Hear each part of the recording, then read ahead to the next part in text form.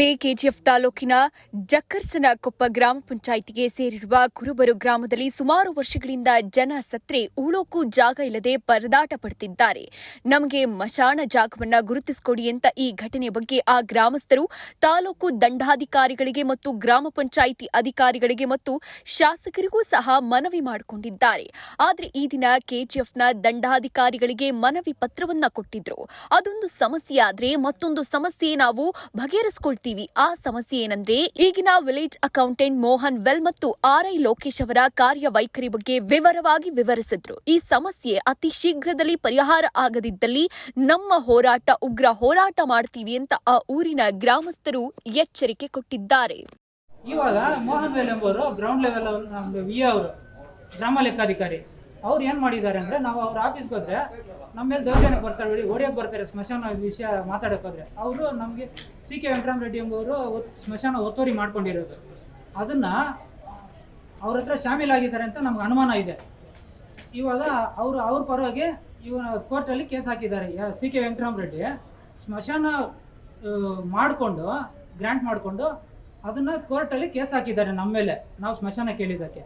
ಇವಾಗ ಅದನ್ನು ಒಂದು ನೆಪವಾಗಿ ಇಟ್ಕೊಂಡು ತಹಸೀಲ್ದಾರ್ ಅವರು ಇದು ಕೋರ್ಟಲ್ಲಿ ಕೇಸ್ ಇದೆ, ನಾವೇನು ಮಾಡೋಕ್ಕಾಗಲ್ಲ, ಕೋರ್ಟಲ್ಲೇ ಇತ್ಯರ್ಥ ಆಗಬೇಕು ಅಂತಾರೆ. ಎಲ್ಲರೂ ಹೇಳೋದು ಇದು ಕೋರ್ಟ್ಗೂ ಅದಕ್ಕೂ ಸಂಬಂಧ ಇಲ್ಲ, ತಹಸೀಲ್ದಾರ್ ಅವ್ರು ಇದು ಮಾಡ್ಬೋದು, ಇದ್ರ ಕರ್ತವ್ಯ ಸ್ಮಶಾನ ಸೇವ್ ಮಾಡಬೇಕಾಗಿರೋದು ತಹಸೀಲ್ದಾರ್ ಅವ್ರ ವರ್ಕು. ಸರ್, ಇನ್ನೊಂದು ಅದು ಸ್ಮಶಾನಕ್ಕೆ ಯೋಗ್ಯ ಆದಂಥ ಜಾಗ ಅಲ್ಲ. ಅದು ತುಂಬ ಕಲ್ಲು ಬಂಡೆಗಳಿಂದ ಕೂಡಿದೆ. ಅದು ಇವ್ರು ಏನೋ ಕಾಟಾಚಾರಕ್ಕೆ 32 ಸರ್ವೆ ನಂಬರ್ ದಿಕ್ಕು ತಪ್ಪಿಸ್ಬೇಕಂತ ಮಾಡಿದ್ದಾರೆ ಹೊರತು ಅವರು ಸ್ಮಶಾನಕ್ಕೆ ಪೂರ್ವಕವಾಗಿ ಯಾವುದೇ ಕಾರಣಕ್ಕೂ ಮಾಡಿಲ್ಲ. ಏನೋ ಕಾಟಾಚಾರಕ್ಕೆ ಅವರು ಸಿ.ಕೆ. ವೆಂಕಟರಾಮರೆಡ್ಡಿಗೆ ಏನು ಅವ್ರ ಹತ್ರ ದುಡ್ಡಿಗೆ ಶಾಮೀಲಾಗಿದೆ ಅಂತ ನಮ್ಗೆ ಏನು ಅನುಮಾನ ಇದೆಯೋ ಅದಕ್ಕೆ ಪೂರಕವಾಗಿ ಕೆಲಸ ಮಾಡ್ತಾ ಇದ್ದಾರೆ ಹೊರತು ಇನ್ನೊಂದು ಏನು ಮಾಡ್ತಾ ಇಲ್ಲ ಸರ್. ಇವರು ನಾವು ಸ್ಮಶಾನ ಬೇಕು ಅಂತ ಸುಮಾರು ವರ್ಷಗಳಿಂದ ಇಲ್ಲಿ ಅಳೆದಾಡ್ತಾ ಇದೀವಿ ತಾಲೂಕು ಆಫೀಸ್ ಹಿಂದೆ. ಬಟ್ ಒಂದೇ ಒಂದು ಕೆಲಸ ಸ್ಮಶಾನಕ್ಕೆ ಪೂರ್ವಕವಾಗಿ ಇದುವರೆಗೂ ಮಾಡಿಲ್ಲ ಸರ್. ಇವ್ರ ಕೆಲಸ ಏನು ಅಂತಂದ್ರೆ, ಯಾರು ದುಡ್ಡು ಕೊಟ್ರೆ ಅವ್ರಿಗೆ ಕೆಲಸ ಮಾಡ್ಕೊಡ್ತಾ ಇದ್ದಾರೆ ಹೊರತು ನ್ಯಾಯಯುತವಾಗಿ ನ್ಯಾಯ ಧರ್ಮವಾಗಿ ಯಾವುದೇ ಒಂದು ಕೆಲಸ ಮಾಡ್ತಾ ಇಲ್ಲ ಸರ್. ಇವತ್ತು ನಾವು ಸುಮಾರು ಕೆಲಸ ಕಾರ್ಯಗಳು ಬಿಟ್ಟು ನಾವು ಬೇರೆ ಕಡೆ ಕೆಲಸ ಮಾಡ್ತಾ ಇದ್ರು. ಕೆಳಗಡೆ ಪರ್ಮಿಷನ್ ತಗೊಂಡ್ಬಂದು ಕೆಲಸ ಮಾಡ್ಬೇಕನ್ನೋ ಕರ್ತವ್ಯ ಏನಿದೆ, ಇವ್ರ ಜವಾಬ್ದಾರಿ ಏನು? ಇವ್ರಿಗೆ ಹಕ್ಕಿಲ್ವಾ? ಇನ್ನೊಂದು ಸರ್ಕಾರಿ ಜಾಗಗಳಾಗ್ಲಿ, ಸ್ಮಶಾನಗಳಾಗ್ಲಿ, ಕೆರೆಗಳಾಗ್ಲಿ ಒತ್ತುವರಿ ಆಗಿರೋದನ್ನ ತೆರವುಗೊಳಿಸೋ ಕಾರ್ಯಕ್ರಮ ಇವರೇ ಮಾಡ್ಬೇಕು. ಇವ್ರು ಬಿಟ್ಟು ಯಾರು ಮಾಡೋಕ್ಕಾಗುತ್ತೆ? ಇವ್ರ ಕೆಲಸ ಏನು ಕೊಟ್ಟಿರೋದು ಇವ್ರಿಗೆ? ಅಲ್ಲ, ದಂಡಾಧಿಕಾರಿಗಳು ಒಂದು ತಾಲೂಕೆಲ್ಲ ಇನ್ಚಾರ್ಜ್ ಅಂತ ತಗೊಂಡಿದಾರಲ್ವಾ, ತಗೊಂಡಿದ್ಮೇಲೆ ಜವಾಬ್ದಾರಿಯಿಂದ ಕೆಲಸ ಮಾಡ್ಬೇಕು. ಯಾಕೆ ಮಾಡಲ್ಲ? ಏನಾದರೂ ಮಾತಾಡಿದ್ರೆ ಹಿಂಗೆ ಮಾತಾಡಿದ್ರೆ ಕೇಸ್ಗಳಾಗ್ತೀವಿ, ಇದಾಗ್ತೀವಿ ಅಂತ ನಮ್ಮನ್ನು ಬೆದರಿಸೋದು, ಮತ್ತೊಂದು ನಮಗೆ ಪ್ರಾಣ ಬೆದರಿಕೆ ಮಾಡ್ತಾ ಇದ್ರೆ ಕೇಳೋರು ಇಲ್ವಾ ಸರ್? ಹಾಗಾದ್ರೆ ಈ ಪ್ರಪಂಚದಲ್ಲಿ, ಈ ಪ್ರಜಾಪ್ರಭುತ್ವದಲ್ಲಿ ಕೇಳೋ ಹಕ್ಕೇ ಇಲ್ವಾ? ಹಾಗಾದ್ರೆ ಈ ತರ ಕೇಳ್ದಿರನೆ ಇವತ್ತು ಕುರುಬೂರು ಗ್ರಾಮಸ್ಥರ ಪರಿಸ್ಥಿತಿ ಈ ತರ ಆಗಿರೋದು.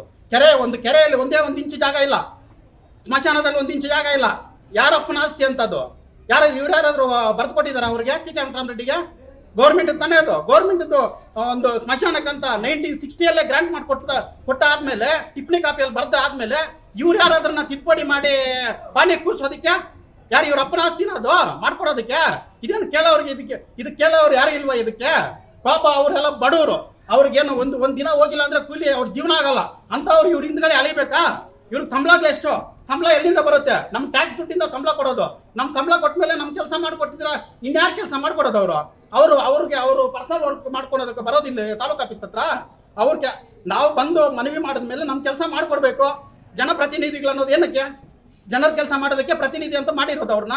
MLA ಮೇಡಮು ಲಾಸ್ಟ್ ವೀಕ್ ಇದೇ ತಾಲೂಕು ಆಫೀಸಲ್ಲಿ ಬೇರೆಯವರಿಗೆ ಸ್ಮಶಾನದ ಇದೇ ಥರ ಕೇಸ್ ಬಂದಾಗ ಅವರು ಯಾರು ಒತ್ತುವರಿದಾರರ ಮೇಲೆ ಇದು ಮಾಡ್ತಾ ಇದ್ದಾರೆ, ಏನಂತಂದರೆ ನೀವು ಸರ್ಕಾರಿ ಸ್ಮಶಾನ ನೀವು ಹೆಂಗೆ ಮಾಡ್ಕೊಂಡ್ರಿ ಅಂತ ಅವ್ರನ್ನ ಬೆದರಿಸ್ತಾ ಇದ್ದಾರೆ.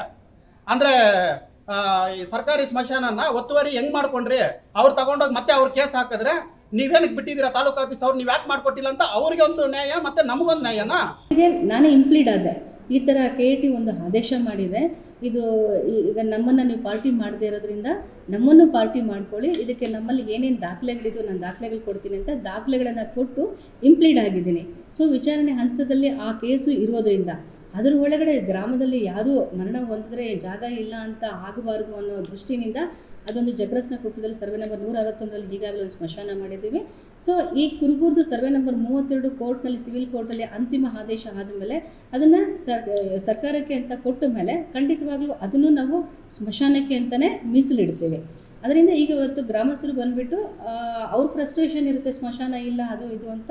ಸೊ ಈಗಾಗಲೇ ಸ್ಮಶಾನ ಮಾಡಿದ್ವಿ, ಖಂಡಿತ ಅವ್ರಿಗೆ ಹೇಳಿದ್ವಿ. ಅವ್ರೇನು ಹೇಳ್ತಾ ಇದ್ದಾರೆ, ಈಗ ಒಂದು ನೀವು ಸ್ಮಶಾನಕ್ಕೆ ಪ್ರಪೋಸಲ್ ಚಕ್ರಸ್ನಕೊಪ್ಪಗೆ ಏನು ಕಳಿಸಿದಿರೋ ಅದರಲ್ಲಿ ಗ್ರಾಮಸ್ಥರು ಸೈನ್ಗಳು RIVA ಮಾಡುವಾಗ ಫೋರ್ಜರಿ ಆಗಿದೆ, ಅವ್ರು ಮಾಡಿಲ್ಲ ಆ ಗ್ರಾಮದವರು ಅಂತ ಹೇಳಿದ್ದಾರೆ.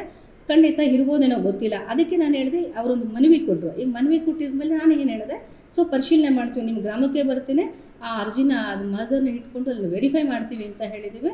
ಸೊ ಅದನ್ನು ವೆರಿಫಿಕೇಷನನ್ನು ಮಾಡ್ತೀವಿ. ಅದರಲ್ಲಿ ಏನಾದರೂ ತಪ್ಪು ಕಂಡು ಬಂದಲ್ಲಿ ನಾನೇನು ಅಲ್ಲಿ ವಿಲೇಜ್ ಅಕೌಂಟೆಂಟ್ ಆಗಿರ್ಬೋದು, ರೆವಿನ್ಯೂ ಇನ್ಸ್ಪೆಕ್ಟರ್ ಆಗಿರ್ಬೋದು ಪರಿಶೀಲನೆ ಮಾಡಿಬಿಟ್ಟು ಅವ್ರ ಮೇಲೆ ಕ್ರಮಕ್ಕೂ ನಾವು ಕಳಿಸ್ಕೊಡ್ತೇವೆ.